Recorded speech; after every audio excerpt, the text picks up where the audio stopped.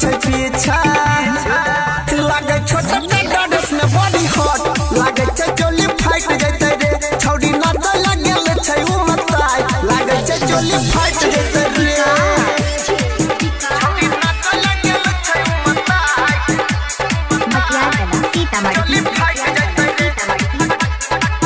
चोली फाइट जैते रे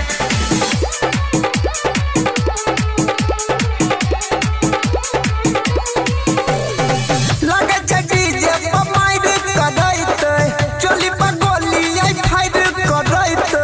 चोली पर गोली आई फाइट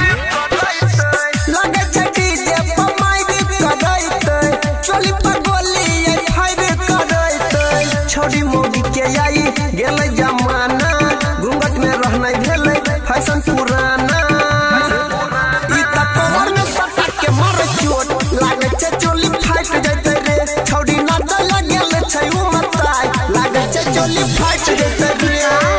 छौड़ी ना त लगल छे उ मताई मतिया कला सीतामढ़ी चोली फाइट जैते रे चोली फाइट जैते रे अभी आप सुन रहे हैं तेनवाही से माँ दुर्गा म्यूजिक की प्रस्तुति। डीजे के वॉल्यूम तनी दही बढ़ाई रे अनिल यादव के गाना दही बजाई रे अनिल यादव के गाना दही बजाई रे डीजे के वॉल्यूम तनी दही बढ़ाई रे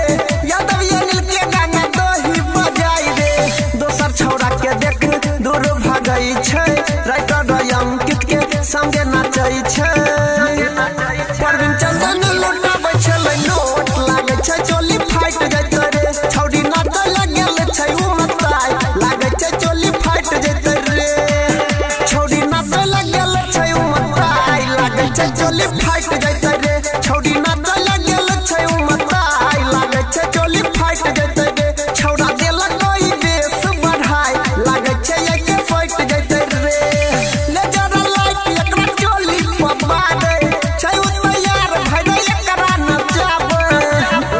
बिना हुआ चले न छोड़ पाई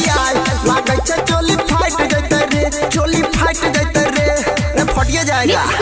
डीजे प्रवीण करियोत बाजार।